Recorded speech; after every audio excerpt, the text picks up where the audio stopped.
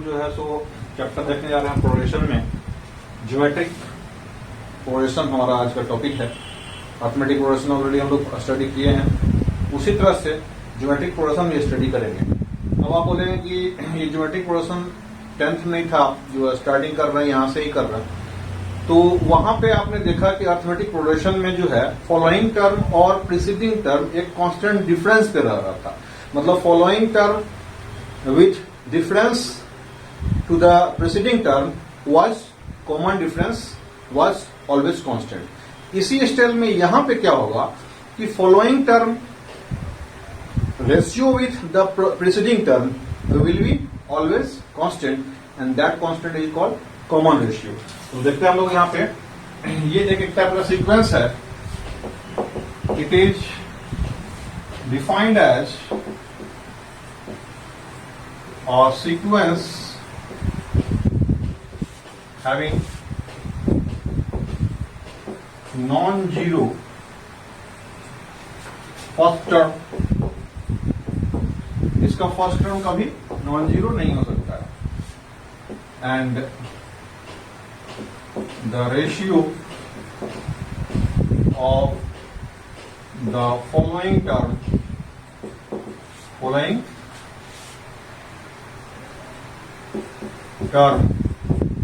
to the preceding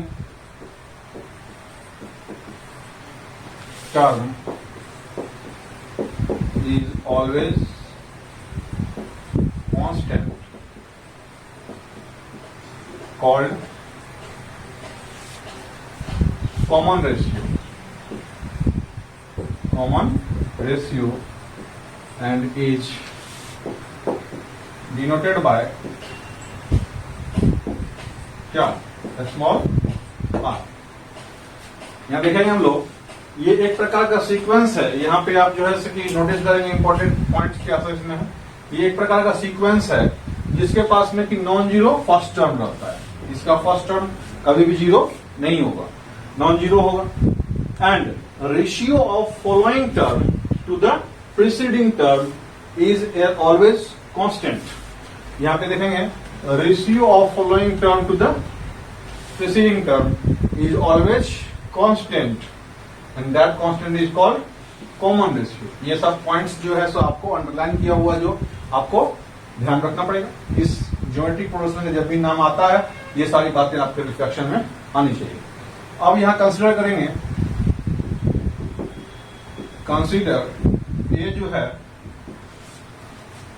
is equal to first term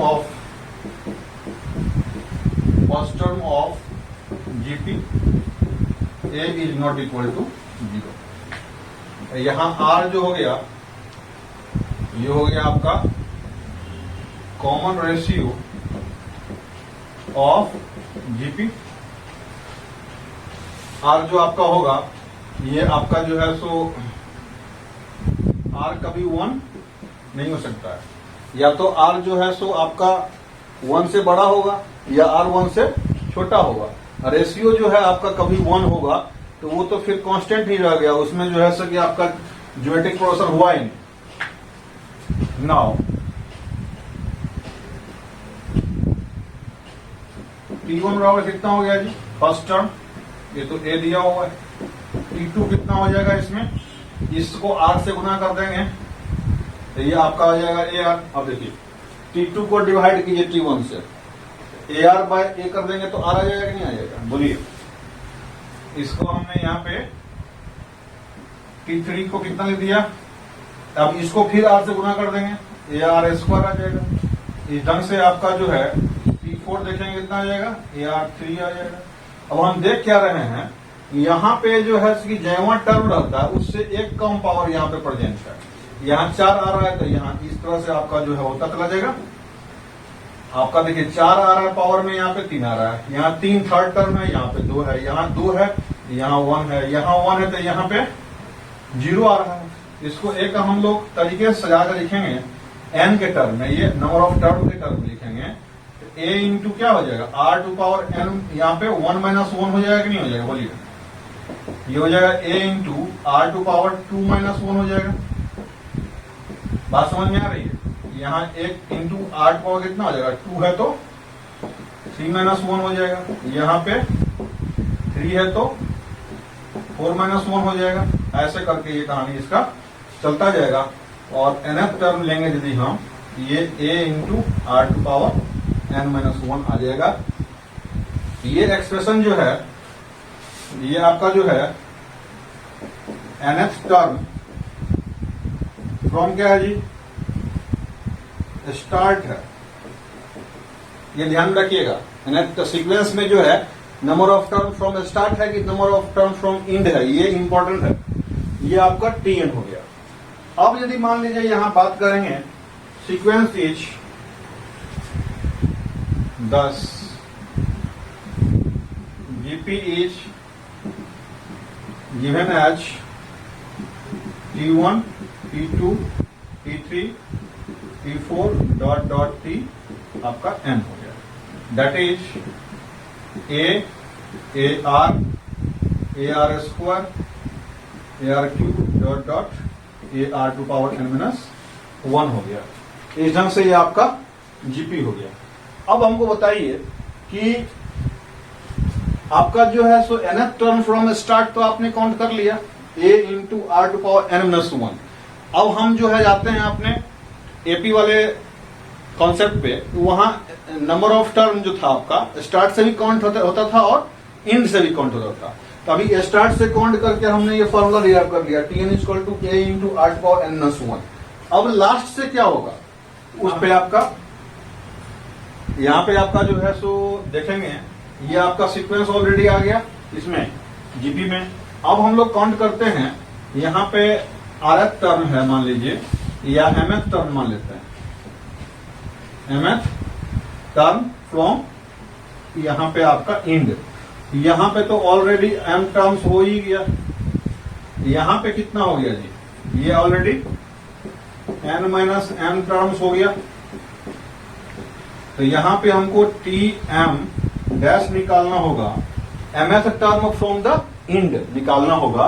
तो हम लोग एपी में पढ़ चुके हैं, mth term from the end जो होता है वो n minus m plus 1th term from the start होता है। यानी कि यहाँ पे क्या लिखेंगे हम लोग, Tn minus m plus 1th। इसका मतलब ये हो गया a इंटू आर का पावर में n माइनस m प्लस 1 और माइनस 1, यानी n माइनस 1 सिर्फ आ जाएगा यहाँ पे। ये आपका एक एक्सप्रेशन आ गया। यदि आप मान लीजिए इसको लास्ट टर्म मान लेते हैं, सपोज दैट, यहाँ पे लिखेंगे L equal to last term. इसका मतलब ये ही हुआ कि आपका जो है सो इस L के टर्म में हमको निकालना होगा उसको, तो Tm डैश किसे निकालेंगे हम लोग, L बाय R का पावर में m माइनस 1 कर देंगे। इस तरह से आपका जो है 3 एक्सप्रेशन इसमें निकला है, Tn का, Tm डैश का और आपका जो है Tm डैश का 2 एक्सप्रेशन निकला है। क्वेश्चंस के हिसाब से यूटिलाइजेशन करेंगे हम लोग, ठीक है। इंक्रीजिंग और डिक्रीजिंग जीपी क्या होता है, इंक्रीजिंग मतलब क्या हुआ, अगला टर्म जो है तो पिछले टर्म से बड़ा होगा, उसका अगला टर्म उससे बड़ा होगा, उसका अगला टर्म उससे बड़ा होगा, तो ये हो गया इंक्रीजिंग जीपी। अब यदि मान लीजिए अगला टर्म का वैल्यू जो है पिछले टर्म से छोटा हो गया, तो वो डिक्रीज कर गया वैल्यू उसका अगला टर्म उससे भी कम हो गया, तो ये डिक्रीजिंग फंक्शन हो गया। तो इस ढंग से हम लोग डिसाइड करेंगे यहाँ पे ए और आर पर ही गेम इसमें होता है। यहाँ पे जो है आपका ए मान लीजिए यहाँ पे जो है 0 से बड़ा है, और आपका जो है आर मान लीजिए 1 से बड़ा हो। सपोज दैट यहाँ पे हम लोग कहीं एग्जाम्पल लेके देख लेते हैं। ए मान लीजिए 1 से बड़ा क्या ले लेते हैं, वो 0.5 ले लेते हैं, और आर 1 से बड़ा ले लेते हैं मान लीजिए 2। तो इसका कितना हो जाएगा, 0.5 इंटू 2 हो जाएगा, ये 0.5 इंटू 2 स्क्वायर हो जाएगा। देखिए ये आपका वैल्यू जो है 0.5 था, ये 1 हो गया, ये आपका कितना हो जाएगा, 4 से गुना करेंगे तो ये 2 हो जाएगा, इसका अगला टर्म 4 हो जाएगा, तो ये इंक्रीज कर रहा है, यानी ये आपका हो जाएगा इंक्रीजिंग जीपी। ये आपका इंक्रीजिंग हो गया। यदि मान लीजिए आपका ए पॉजिटिव हो और आर जो है 0-1 के बीच में हो गया, मान लीजिए ये मान लीजिए आपका आर बराबर जब 2 था तब ना वैसा हुआ जी। r बराबर 1/2 रख लेते हैं तब क्या होगा, 0.5 ये हो गया, ये 0.5/2 हो गया, ये 0.5/2 स्क्वायर हो गया, ये और घटते जा रहा है, देख रहे हैं, ये आपका हो गया डिक्रीजिंग। अब मान लेते हैं a जो है नेगेटिव है और r जो है आपका 1 से बड़ा है। सपोज दैट यहाँ पे a नेगेटिव कुछ मान लीजिए आप, क्या मान लीजिए, -2 मान लेते हैं, और r 1 से बड़ा मान लेते हैं, 2 मान लेते हैं। इसको 2 से गुना करेंगे हम, ये आपका जो है ये घटते चला जाएगा। ये -2 था पहले, इसके बाद -4 हो गया, इसके बाद माइनस, ये मान लीजिए यहाँ पे 2 डाल देंगे, 4 गुना 8 -8 हो गया। ये घट रहा है, बढ़ रहा है, घट रहा है, ये आपका हो जाएगा डिक्रीजिंग। और यदि मान लीजिए a जो है पॉजिटिव हो, नेगेटिव हो गया और r 0 से 1 के बीच में हो गया, तो आप ऐसे ही एग्जाम्पल लेके देख लीजिए। एक a नेगेटिव हो गया, -2 मान लेते हैं, और 0 के 1 के बीच में मान लेते हैं आपका 2 हो गया। देख लीजिए, ये -2 था, ये हो गया -1, इसका वैल्यू कितना हो जाएगा, -12। तो ये राइट तरफ चलना शुरू कर दिया, इसका मतलब ये हो गया कि ये आपका इंक्रीज कर जाएगा, ये हो जाएगा इंक्रीजिंग जीपी। तो इस ढंग से आप जो है इसको दिमाग में सेट कर लेंगे। कोई एग्जाम्पल लेके आप डिसाइड करना होगा, ए और आर का देख लीजिए क्या पोजीशन है, इसके हिसाब से कोई एग्जाम्पल ले लेंगे दिमाग में अपना, वो देख लेंगे कि घट रहा है कि बढ़ रहा है। उस हिसाब से शुरुआत में आपको सोचने में टाइम लगेगा, बाद में प्रैक्टिस हो जाएगा, बाद फिर अपने आप डिसाइड कर लेंगे आप कौन इंक्रीजिंग जीपी है, कौन डिक्रीजिंग जीपी है। ऐसे करके आपको प्रैक्टिस हो जाएगा, ठीक नहीं। काफी आपका जो है इम्पोर्टेंट यहाँ पे थ्योरम में आपका जो है कंक्लूजन आता है, यहाँ पे कंडीशन समझ लीजिए और या फिर कंक्लूजन समझ लीजिए इसका, जो आप अभी स्टडी करने जा रहे हैं। मान लेते हैं एबीसी जो है आपका वो जीपी में है, तो बताइए इसका कंडीशन क्या निकलेगा इसके ऊपर में। जब जीपी में रहेगा तो इसका रेशियो कांस्टेंट रहेगा, दैट इज b/a जो होगा वो c/b के बराबर में हो जाएगा, और ये आपका कांस्टेंट हो जाएगा।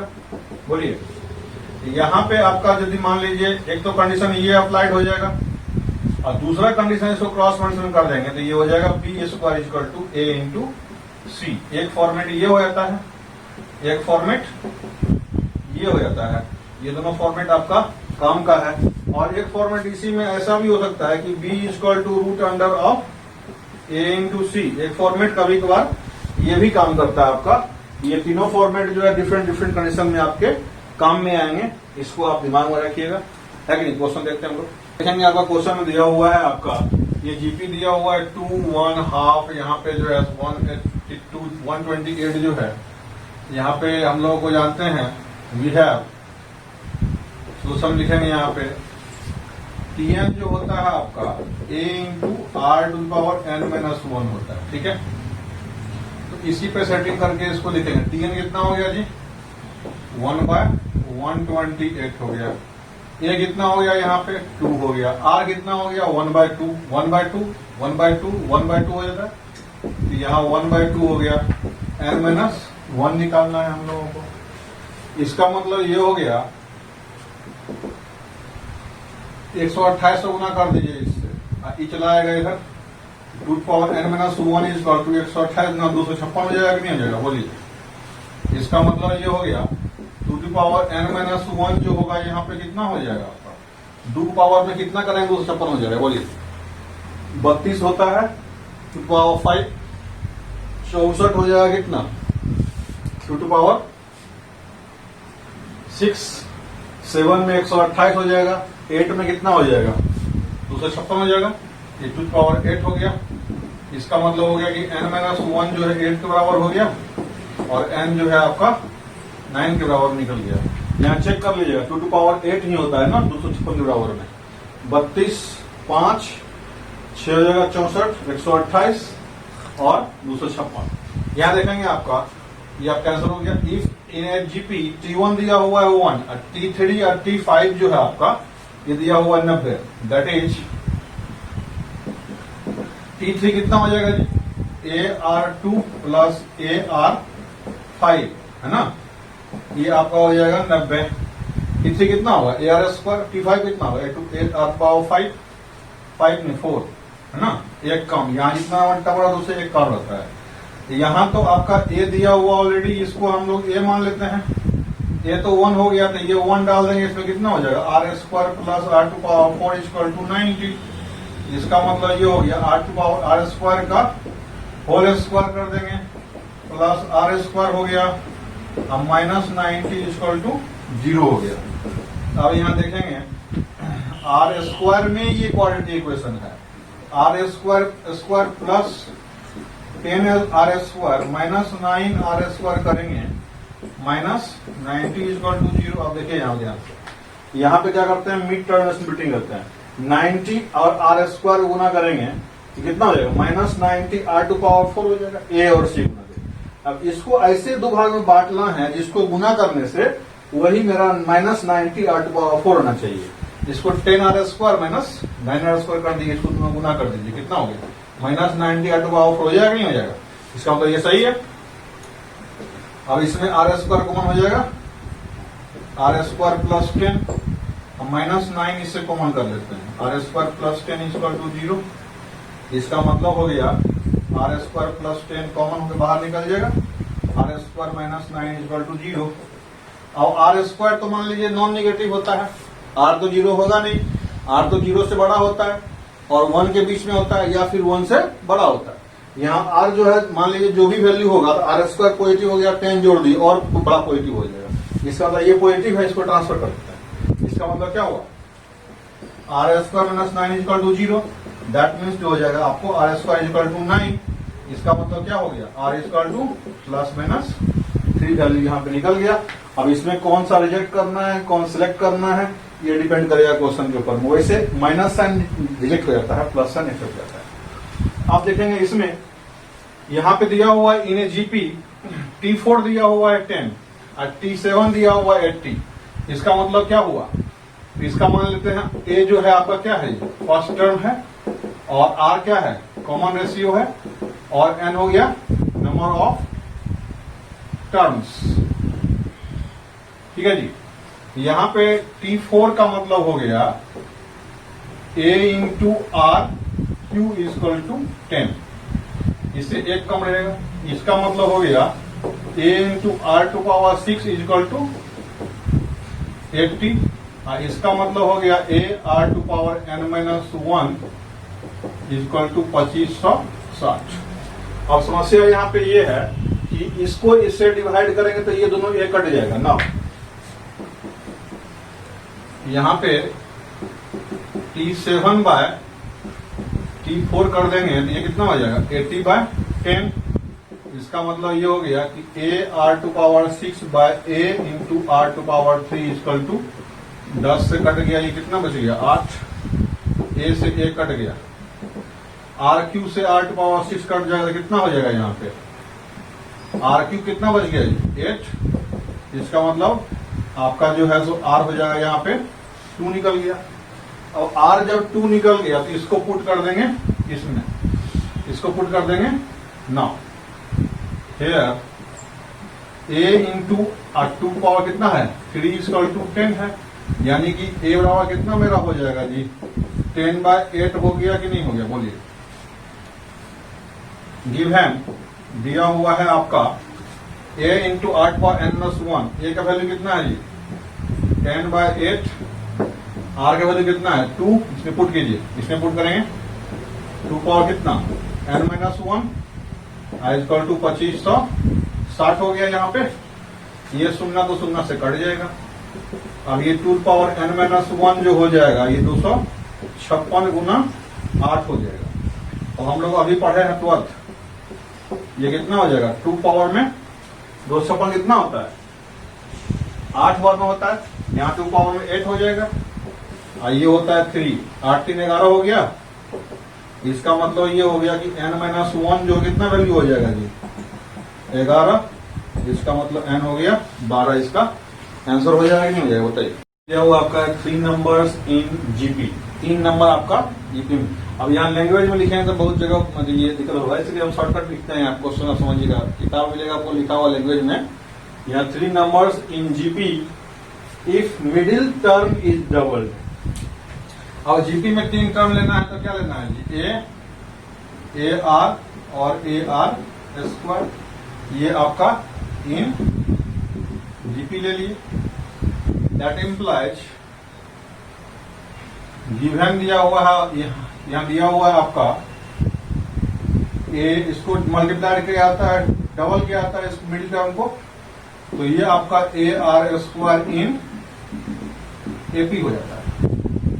तो एपी हो जाएगा, इसका मतलब ये हुआ कि फाइंड आर। इसका मतलब क्या हुआ जी, यहाँ 2AR माइनस ए, या फिर डायरेक्ट हम लगाएंगे ना, ये फॉर्म लगाएंगे 2AR equal to A plus AR square by 2 होता है। यदि ये तीनों टर्म एपी में रहेगा, इसका मतलब मिडिल टर्म क्या हो जाएगा, बाकी दो एक्सट्रीम के सम के बड़ा बाय 2 होगा, नहीं होगा, ये फॉर्म बताया हुआ था।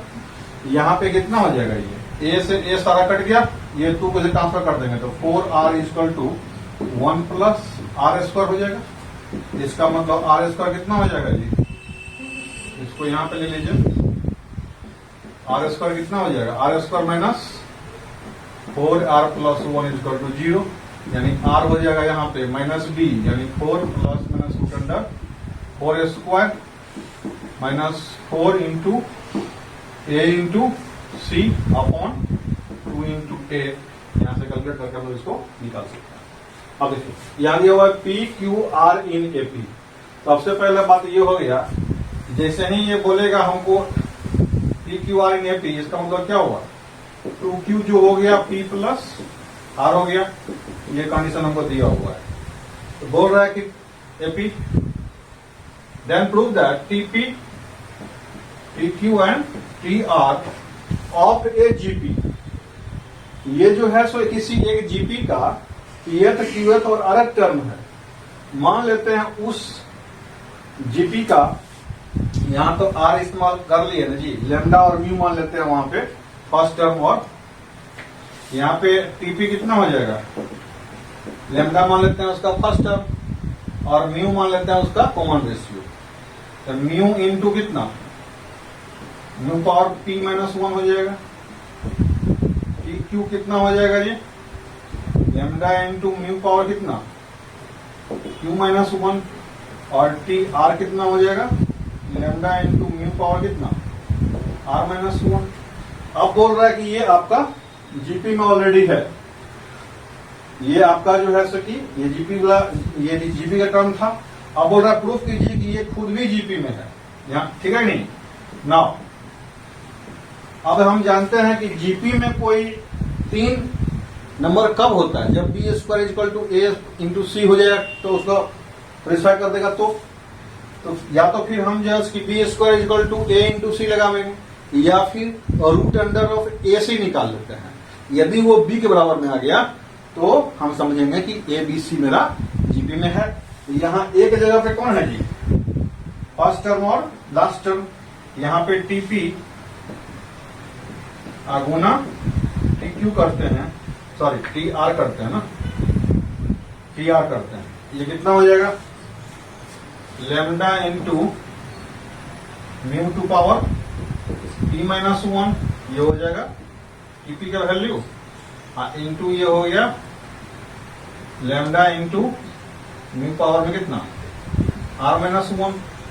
यहाँ पे हो जाएगा आपका टीपी इंटू टीक्यू का बराबर ये हो जाएगा लेमडा स्क्वायर, और म्यू का पावर कितना हो जाएगा, ये P plus R minus 1 minus 1, तो माइनस 2 हो गया।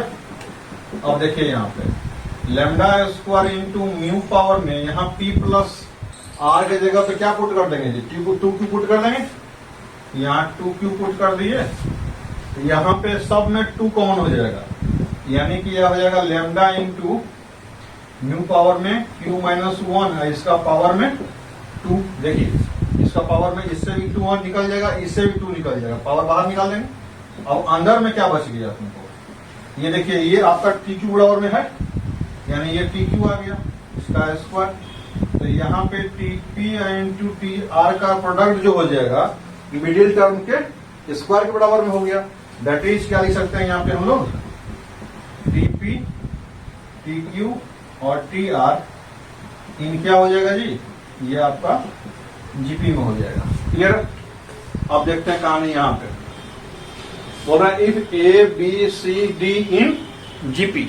मान लेते हैं ए बी सी डी जो जीपी में है वो उसका कॉमन रेशियो आर है।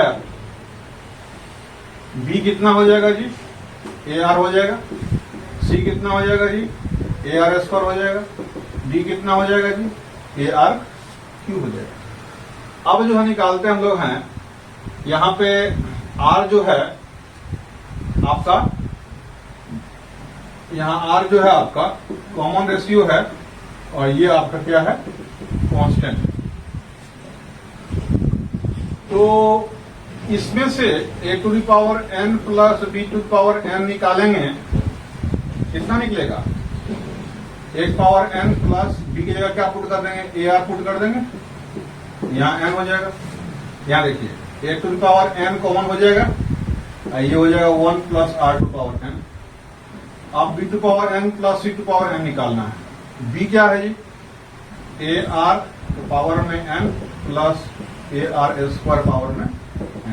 इस दोनों से A to power N common हो जाएगा और आर टू पावर एन भी कॉमन हो जाएगा। बोलिए बचेगा यहाँ पे कितना, R to power N common कर लिए तो यहाँ कितना बच जाएगा, आर टू पावर एन बच जाएगा। यहाँ पावर 2n ना हो जाएगा, एक n कॉमन कर लेंगे, एक n बच जाएगा। अब यहाँ पे बात करते हैं, यहाँ पे आपका जो है थोड़ा सा जगह का अभाव है, Cn plus D power n की बात करते हैं। तो यहाँ कितना हो जाएगा, ए आर स्क्वायर पावर में कितना n, ये हो जाएगा ए आर पावर में 3 पावर में n। ये कितना निकल जाएगा जी, यहाँ ए टू पावर n तो कॉमन होकर बाहर निकल जाएगा और यहाँ पे ए टू पावर 2n बाहर निकल जाएगा, आर टू पावर 2n बाहर निकल जाएगा। बचेगा कितना, 1 plus R to power n। यहाँ पे अब इसको इससे डिवाइड कर देंगे तो कितना आ जाएगा, यहाँ पे हेयर देखेंगे आप ऑल्सो, यहाँ देखिए दिस बाय दिस कर दीजिए। इसको मान लेते हैं आप 1, इसको मान लीजिए 2 और इसको मान लीजिए 3। तो 2 बाय 1 करेंगे कितना आएगा जी, बोलिए 2 बाय 1 करेंगे तो आपका ये दोनों कट जाएगा, ये भी कट जाएगा, बचेगा कितना, आर टू पावर एन बच जाएगा।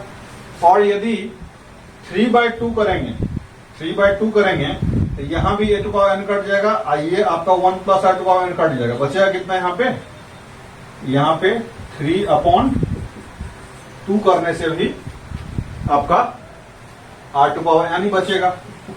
इसका मतलब इसको क्रॉस मल्टीप्लिकेशन करेंगे 2 का स्क्वायर इक्वल टू कितना हो जाएगा, यहाँ पे देखिए तो 1 इंटू 3 निकल जाएगा। बात समझ में आ रहा है?